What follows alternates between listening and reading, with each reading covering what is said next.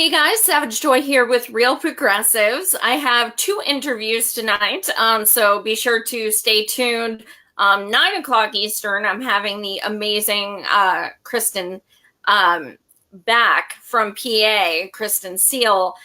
So she'll be joining us again. She's a Democratic Socialist, also a Bernie delegate. And tonight I have a fellow Bernie delegate, Mr. Curtis Wylde. He is running in Missouri for House District 107. So thank you so much for joining us, Curtis. We appreciate it. Thanks for having me. Absolutely. I know we're down to the wire. What's your mood like? Are you kind of like freaking out? Well, this is my second campaign for state representative, and it seems like this is the time, and it was the time in 2016 where you can't wait for it to be over, but you wish that you had a few more months because you could really put it over the top, So Yeah. I'm excited. I have a whole lot of hope and optimism, and we're going to see how this thing goes on November 6th. But if you look at the numbers, going back to 2016, I got 36% with less than $6,000 against an opposition that he raised 77,000, and a PAC spent close to 30,000 against me. So over $100,000 in opposition.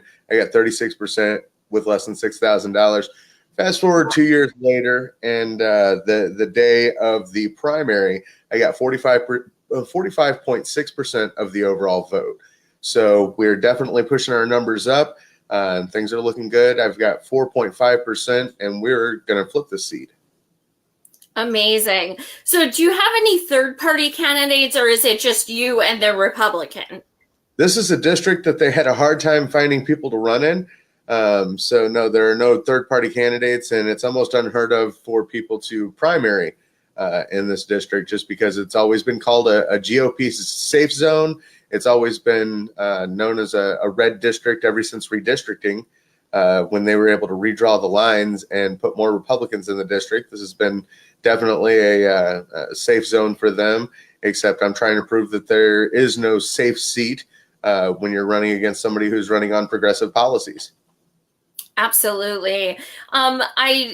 So here's something interesting, and this is a first for me. Do you want to tell people what you do?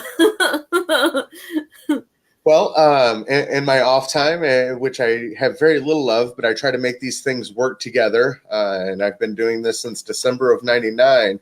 I'm an independent professional wrestler.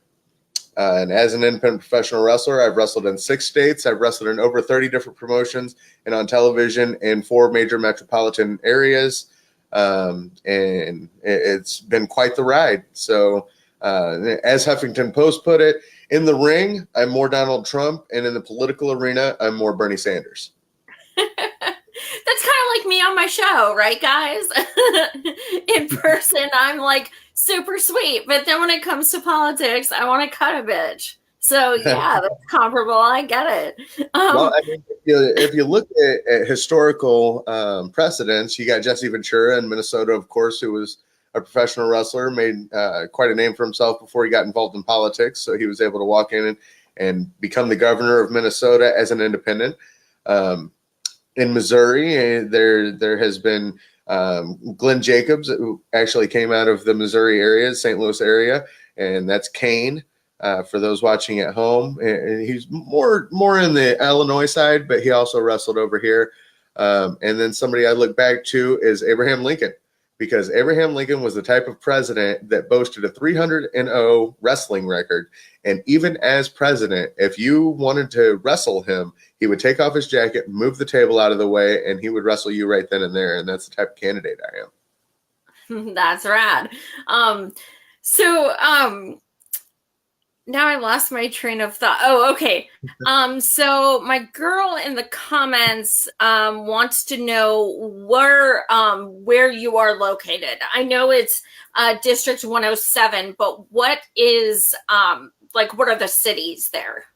District 107 is just northwest of St. Louis in St. Charles County.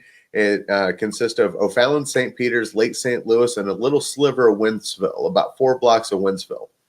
And it's shaped like a dolphin. That's what gerrymandering looks like, ladies and gentlemen. It looks like a dolphin swimming down I-70.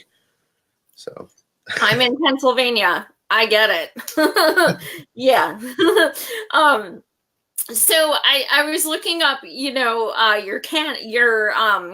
competitor as well, because I always like to do that. Very interesting race. As you said, I believe it was yesterday or the day before. Why the hell aren't I kicking this guy's ass? Like this, he's he accepts big money, first of all, which is to me is like a deal breaker, as with any progressive. Um, and then you talk a lot about how he fights for the right to work, which is a huge problem. And is that on your ballot this year? No, it was actually on the ballot on August 7th. The Republicans in Jefferson City, we have a supermajority here in Missouri. They didn't want it to be on the ballot in November after Democrats and the labor movement collected over 300,000 signatures to put it on the ballot. They decided to move it from the November ballot to the August ballot, hoping to not only stifle the vote of the labor movement, who thinks that they defeated it in August, but to hopefully not get so many people out to the polls in November thinking that the battle is over. Unfortunately, if they don't replace the same GOP representatives that pushed it through the first time, and not only pushed it through, but then tried to make it a constitutional amendment before it went to a vote of the people, then they're going to get the same thing all over again. They've already said that they're going to reintroduce it. There's already a bill pre-filed. They're going to keep trying to bring right to work to Missouri. So the only thing we can do is vote them out. And in Missouri, vote blue wherever you see it, because those are the only races going in town. And you can have a bad Democrat in Missouri, and they're still going to be better than the Republican, because the Republican's bringing right to work. The Republican's going to attack Social Security, Medicare, Medicaid, and they've already attacked the elderly. They voted to kick 63,000 seniors off their prescription medications. They say that they've fully funded the schools while kids are going to school for 4 days a week in some cities in Missouri because they can't afford the necessities of education. They can't afford their educators and school lunches and transportation.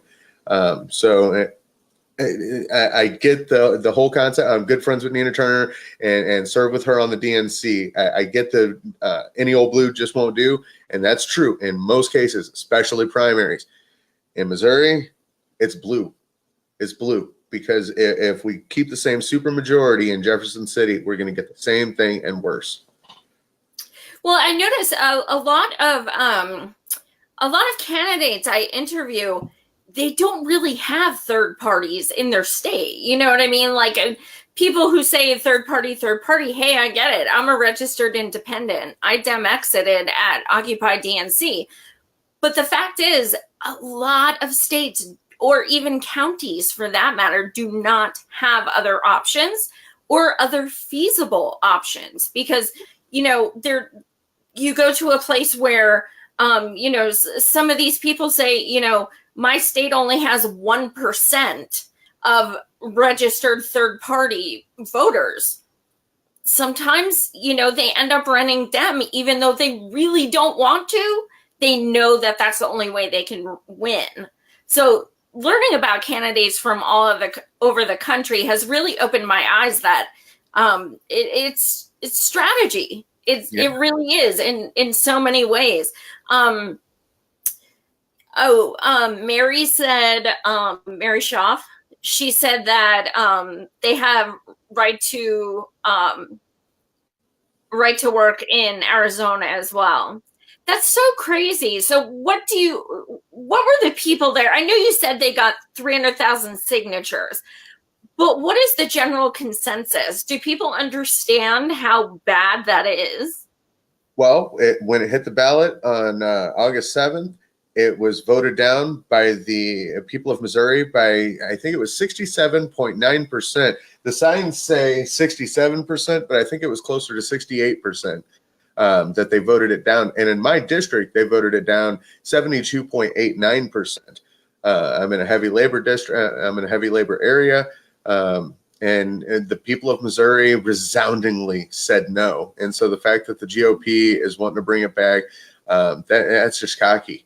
That is absolutely cocky. They just don't think that they need Democrats in this state. They think that they've got enough funding to continue to buy their seats, continue to beat things like Clean Missouri, which is going to try to end gerrymandering, try to get money out of politics, make it to where $5 gifts is the limit on any lobbyist donation, and in the revolving door between lobbyist and legislator. So they can't get into Jefferson City, do something for a certain lobby or, pharmaceutical company, big business, big energy, something like that, and then jump out of that right into a lobbying job.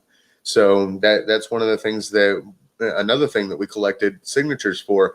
And they're trying to fight that tooth and nail, because if we redraw the districts fairly, if we limit the money in politics here in Missouri, then they probably won't win again, and they know that.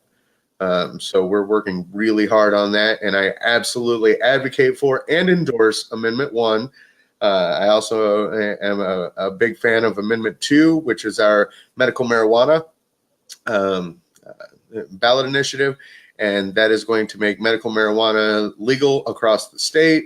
4% of the revenue goes to taxes. On the other side of the aisle, they've got another one that is Amendment 3, and that is going to be 15%.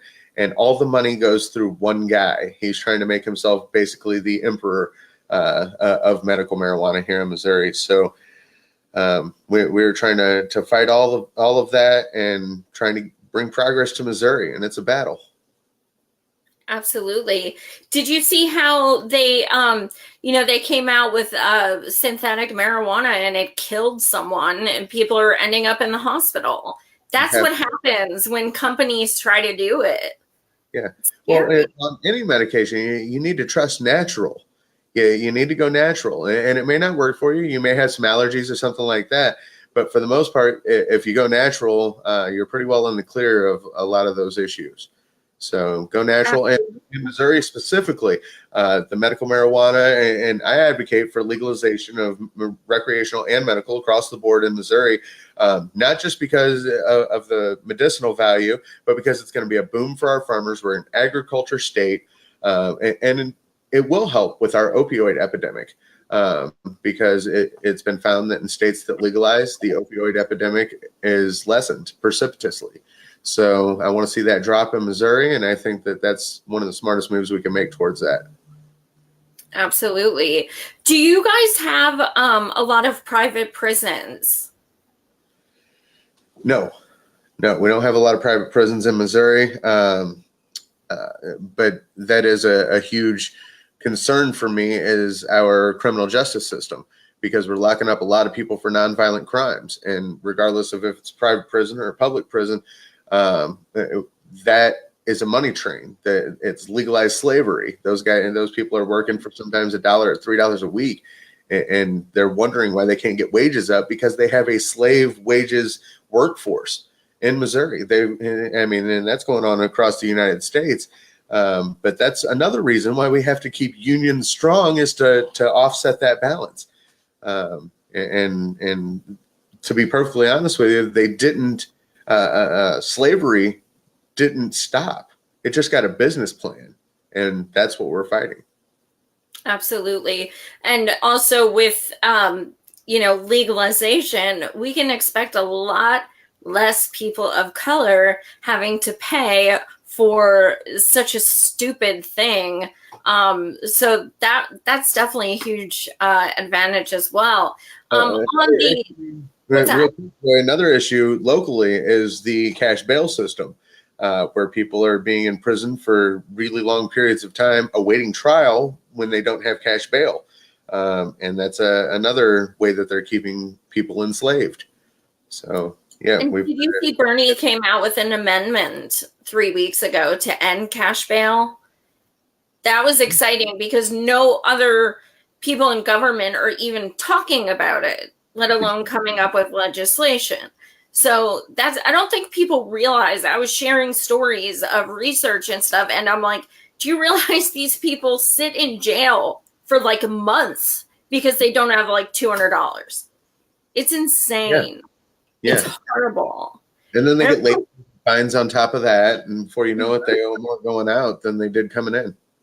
Absolutely. Absolutely. So on the topic of opioids and such, you believe in you support single payer, Absolutely. and Absolutely. why is that? Why did you find that important to put on your platform? Well, it honestly wasn't from Bernie. That's not where I first derived that from. I studied a resource-based economy. So I studied people like Jacques Fresco, Buckminster Fuller, Peter Joseph, who advocated for a resource-based economy because those are the only things that are really tangible are our resources, our fiat currency, our monetary system. All of that is not tangible. It's ones and zeros on a computer screen. But our resources are tangible and our resources are manageable as long as we intelligently manage it for the betterment of mankind. Then we can make a shift to a new evolution of humans. But the healthcare for all thing, and a lot of people, and I did get involved in politics because of Bernie, because he said political revolution. But even before that, I believed in those platform planks. I created a website, which turned into Wylde for the People and turned into my state representative website, and it had a platform. I was going to run a fake Excuse me. I was going to run a fake presidential campaign. I'm a wrestler. I got a little bit of a following. I was going to have some fun and run a fake presidential campaign. And my platform was healthcare for all, education for all, localized farming, vertical farms, solar roadways. I mean, trying to paint a picture of what the future could look like. And then Bernie Sanders came out with his platform. And a majority of the things on his platform were things that I already put on my website. And I was like, who is this guy? Wait, Maybe he was creeping your page. No, I doubt it. How long has he been fighting for these same things? Oh, he's been doing it for 40 years. I'll let him run for president. Yeah. So, yeah, that's rad. That's so you were actually an activist before 2015 or so. Not nearly as much as I would have wanted to be. We went to different protests and different actions for activism, like protesting Monsanto. We were down at Ferguson a number of times when we were able to go. So we kind of dabbled in some activism. I used to do fundraisers for MPP, the Marijuana Policy Project, and NORML, the National Organization for the Reform of Marijuana Law, way back before, like when Barack got elected the first time. So that stuff has been on my mind. Where could I help? How could I use my skills that I've learned? Because in professional wrestling, over the years, I've learned not only how to promote myself, but how to make my own videos, how to do my own graphic design, how to present myself. Like right here, I know that my hands are in the screen.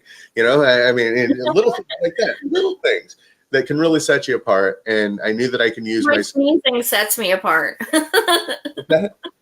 I liked your hair. There you go. We all have to have our thing. Exactly.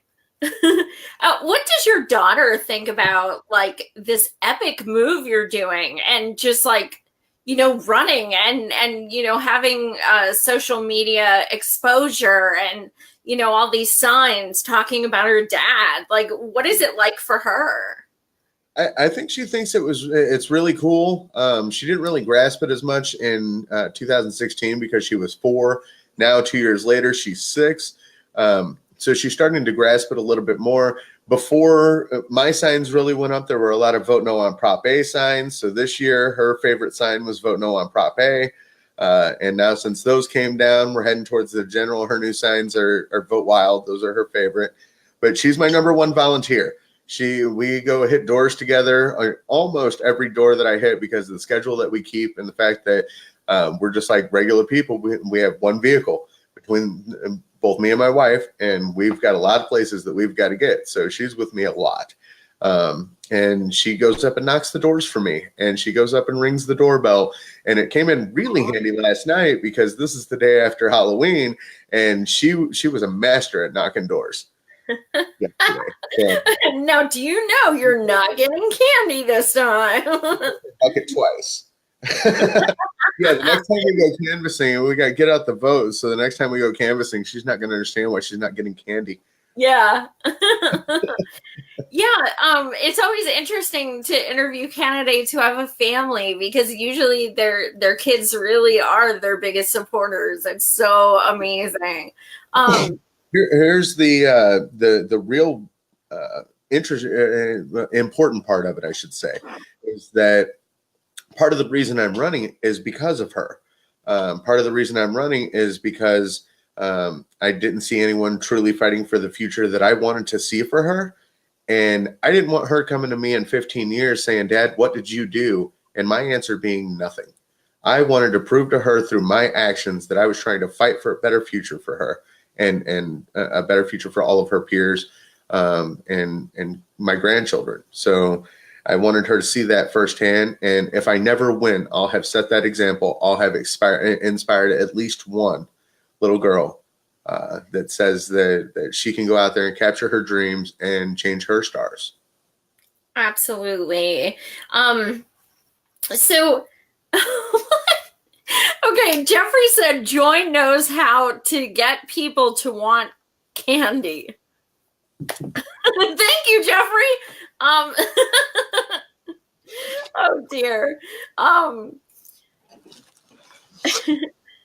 bring my own. My gosh. What was she dressed as?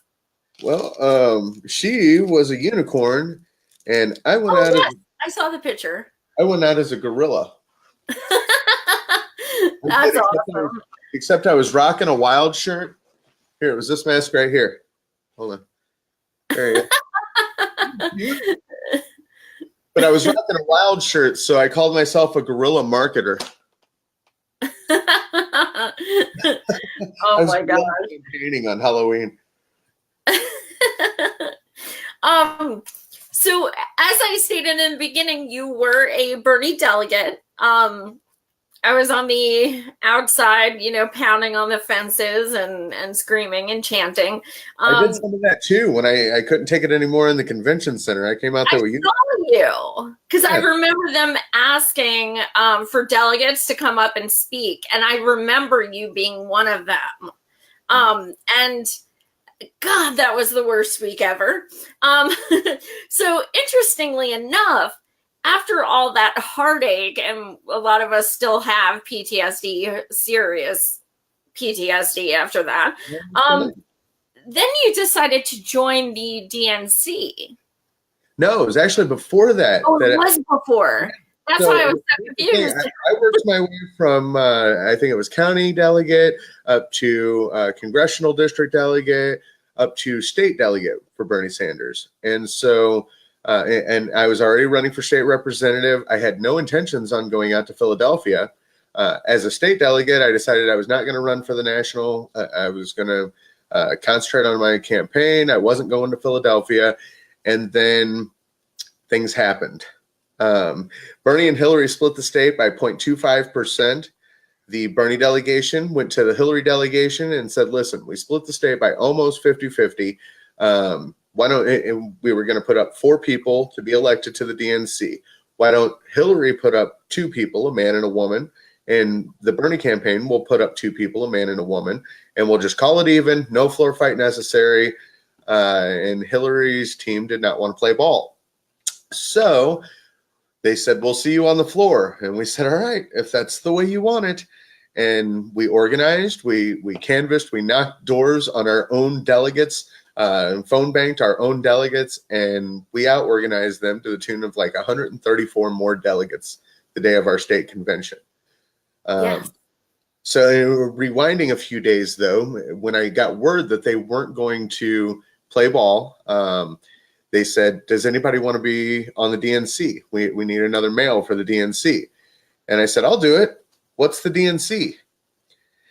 And they explained to me, well, it's the national committee. It's the people who are putting their thumb on the scale for Hillary. And I said, all right, what do I have to do? They said, you have to fill out some vetting paperwork and send it in. So I filled out the vetting paperwork, sent it in. I had heard nothing all the way up until the morning of our pre-convention meeting where the Bernie delegation was going to meet and decide our 4 nominees to elect to the DNC. Hadn't heard anything all the way up until that morning. I walk in the door about 20 minutes late because that's how I usually do. Um, and one of the Bernie national delegates came, or one of the Bernie state delegates, because we elected national delegates later that day, came running up to me, Rob O'Connell, shout out to Rob, and said, you need to get on stage. I said, why? He said, you just need to get your ass on stage now. Excuse my language, ladies and gentlemen. He grabs my arm and much worse for me. It's all good. I get up on the stage and I look at the person next to me. I said, why am I here? They said, oh, you're on the DNC. I said, well, what? And she's like, well, we have to vote on it later today, but you're on our nomination for the DNC. And they nominated me, and later that day, we resoundingly and overwhelmingly won. Not only did we get all 4 Bernie delegates as super delegates on the DNC, but we got 21 resolutions passed in our platform. Basically, we got everything we wanted that day because we showed up and we out-organized the opposition. And that's the point. My whole journey into politics speaks a little bit to the inclusive nature of the Democratic Party's bylaws and their rules, because you can get involved. And a lot of people say, well, they'll never let you in. They'll never let you in. In my first year, I took 6 seats in the Democratic Party, including on the county committee, on the state committee, on the national committee. I became the vice chairman of Senatorial District 2, the chairman of House District 107, and the chairman of House District 103. 6 seats in my first year. If you want to get involved, show up to every meeting, get involved, put your name on it, and get the work done. Absolutely. Wow, that's pretty incredible. That's amazing.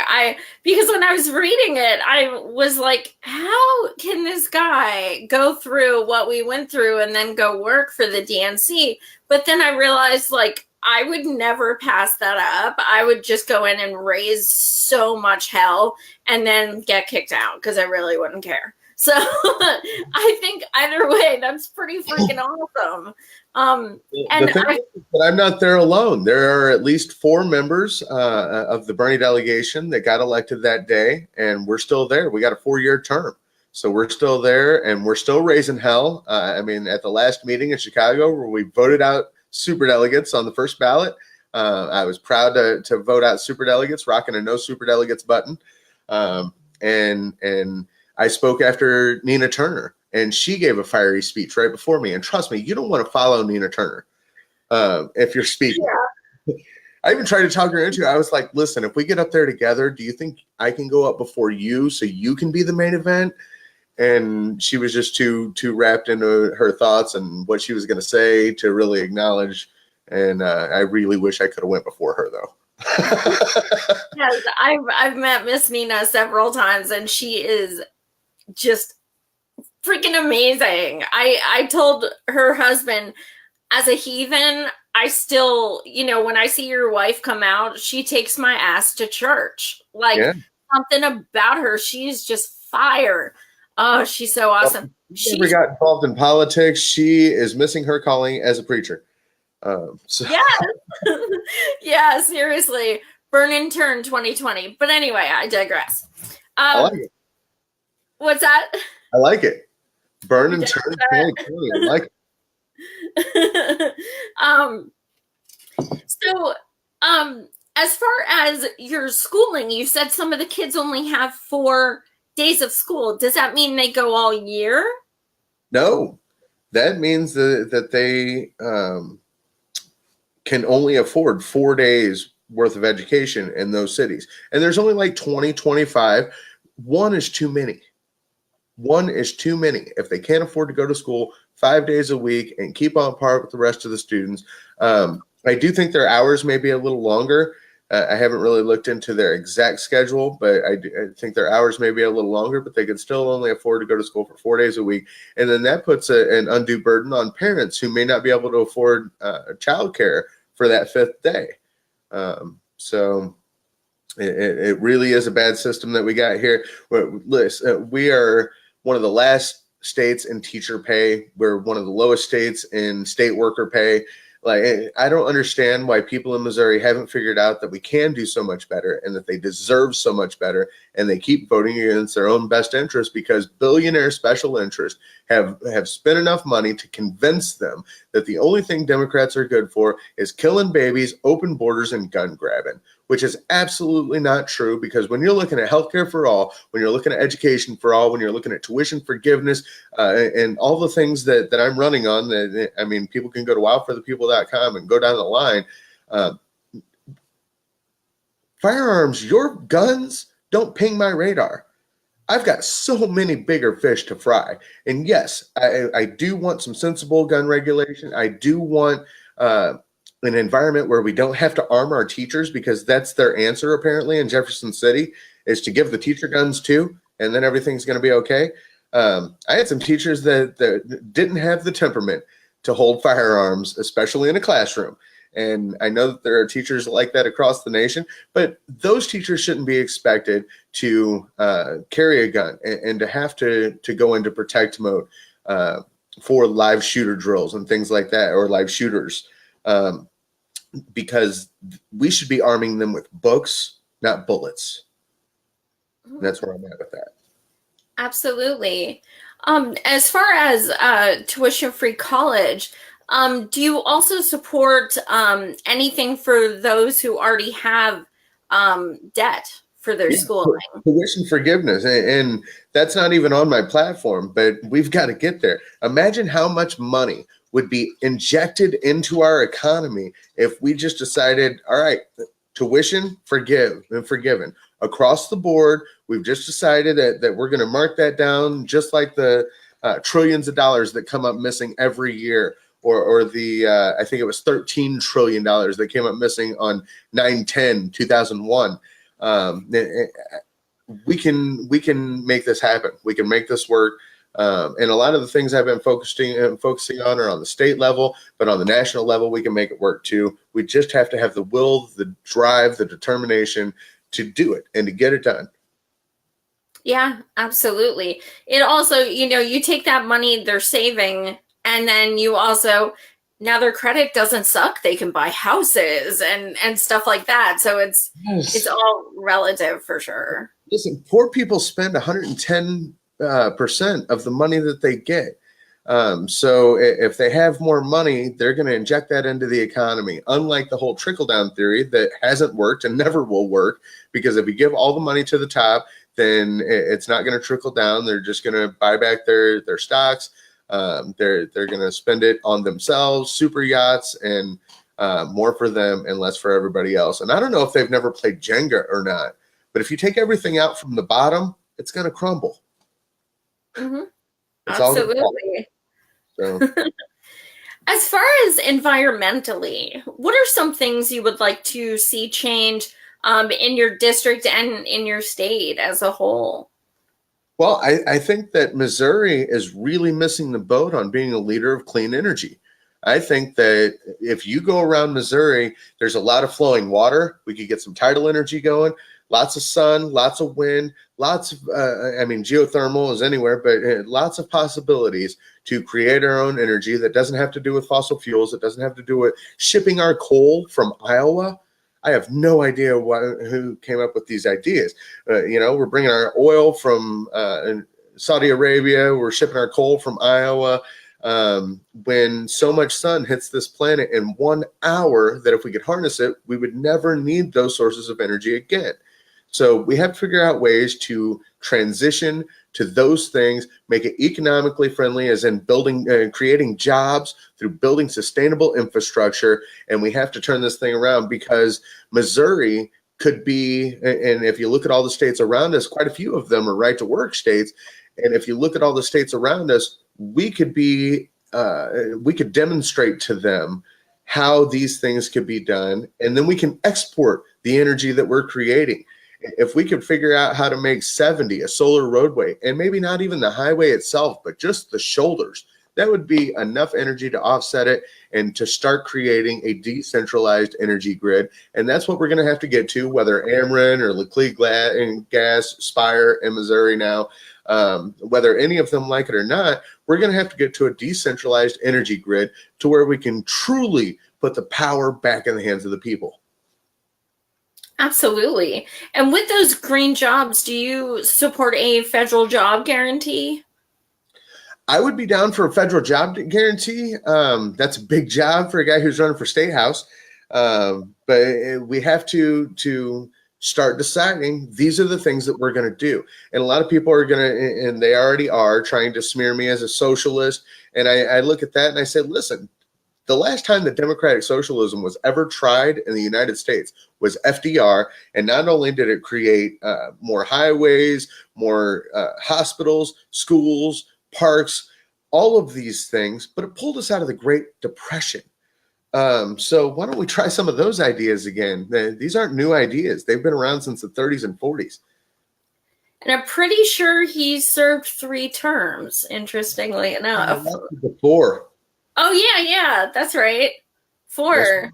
Yeah, he is the reason that they had to implement term limits on the president, because he was so popular with those policies that they wouldn't vote him out. I know. It's like, why bring that back? Damn it. That makes no sense. Yeah. Let's just give it all to the top. Yeah, it's like my response is always, do you have a social security card? You card carrying socialist, damn right. it. It seems to get them every time. But as far as when you go canvassing and you phone bank and you do things like that, what are the things you are most commonly faced with as far as concerns? People's concerns are all over the spectrum. I mean, things are going to be important to you that aren't as important to your neighbor.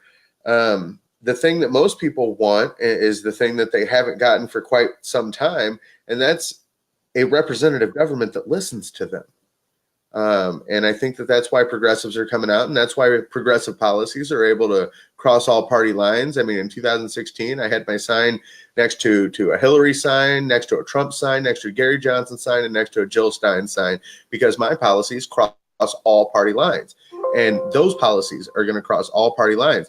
And I've got to plug this thing in real quick. So if you could kill a little time for us, maybe plug the show, Real Progressives. So guys, while we're taking this brief hiatus, I want to remind you tonight I have a second show with another Bernie delegate. She's coming back. Her name is Kristen Seal. She is in PA with me. So she is a Democratic socialist, and she whooped the ass of her shill incumbent. And she is back to discuss her platform and talk about where what's up since she was here last. She's amazing. I've had numerous requests to bring her back, so I'm always excited to talk to her. I also have 2 shows tomorrow.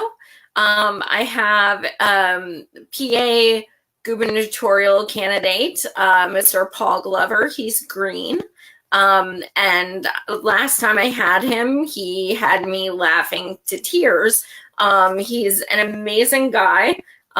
He created 18 of his own nonprofits dealing with green energy, and he teaches inner city kids how to plant fruits and vegetables and flowers, things like that. He's a total hippie in a really great way. Then after him, I have a 21-year-old who is running for Green, running as a Green, who was just campaigning with the Green Party in Korea. So we're going to discuss the differences there, and I forget what state he's in, and I apologize. Oops, looks like we lost him for a moment. He'll be back. But yeah, and I'm open to, I'm in the talks with a few candidates as to, whether they may come on during the weekend, because I'm trying to get as many in as possible. But also something I've been talking about a lot is, if you have any time, even if it's 10 minutes, please campaign for Tim Canova this weekend. We have the chance of a lifetime to get chill out.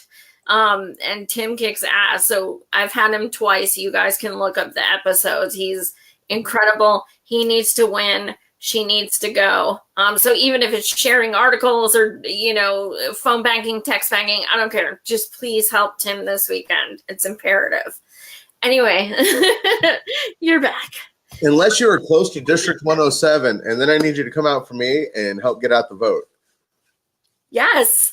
My colleague here posted your website. But what are you needing as of these next 3 days? What's the most important? Well, sharing across Facebook is always important. I would say donations, but they probably won't get to me in time to be able to use them. Manpower on the ground is absolutely important. We need to get as many doors knocked in between now and Tuesday as possible, as many calls made as possible. I am an Our Revolution national endorsed candidate, Working Families Party nationally endorsed candidate, and I really need to find out about their phone banking because I know the Bernie dialer was a big help when my house was Bernie HQ in 2016 for St. Charles County. We did a lot of Bernie dialing from there, and that was quite interesting, was having Bernie staffers at my house, operating out of my house, canvassers coming over. However, I wish a lot more of them would have kept coming when my race was still going, even after Bernie lost. Yeah. Because it took a lot of wind out of a lot of people's sails. But I was standing there going, hey, there's still people like me who were inspired by Bernie, who are still running and trying to do the political revolution that he talked about. I still need your help. Hey, I'm at almost 100 Bernie crack candidates I've interviewed from across the country. This is far from over. And we all have our days when we're like, F this, like I'm done, I'm giving up. What's the point? We can't win. But then you think about it and you're like, holy shit, there's a lot of people out there who still are more than willing to fight. So props to you and all the candidates who are still keeping his message and still fighting. If you want to leave our guests with a final thought, what do you want them to take away from this so that they may share it or promote you to people in Missouri? Well, just know that even if this will be my second race, even if it doesn't go my way, part of what I'm doing is to be an example and maybe an inspiration, as self-aggrandizing as that sounds, maybe an inspiration to some people that says, hey, a regular guy can come out, get involved, run for these offices and win, even if it's inter-party offices. I've won six of those, and this will be my second state representative race. Know that there are people out there that are just as progressive as you, that are on the DNC, that were elected to the DNC because of my Bernie delegation, because of our Bernie delegation. Myself, 3 other people, even our chair and vice chair are more progressive than a lot of chairs and vice chairs across the country. So just know that there are people out here that are in the system. We are in the House, we are at the table, and we are fighting for those progressive values, and the battle is not done. The battle is not done. We need you guys all to mobilize and organize and to keep fighting for these values, because most people don't realize that more people 18 to 25 voted for Bernie Sanders in the 2016 primary than both Hillary Clinton and Donald Trump combined. These values, these policies will win the day. The actuary tables say that we are going to outlast the competition. Plain and simple. That's how it goes. So just know that we're here. And if you keep following me, I'm going to stay involved. I'm going to keep fighting that good fight. Wyldeforthepeople.com is my website. Even if you misspell it, I bought both spellings just in case. Covering my bases, wildforthepeople.com, and just know that I'm here, just like many of you, to put people before profit, Main Street before Wall Street, and human need ahead of corporate greed. And I am Curtis Wylde, running in District 107. Awesome. Well, thank you. 107. Thank you so much for joining us, especially on such late notice. You're awesome. I wish you the best of luck, and thank you for just fighting and for, giving that, guy, some competition, some actual competition to say, look, people actually like what I'm saying. So thank you so much. Best of luck. Thank you guys for watching as always. Much love. I'll see you back in an hour for Kristen Seal. Thanks all. Have a great night. Thanks, Thanks Curtis. for having me, Joy.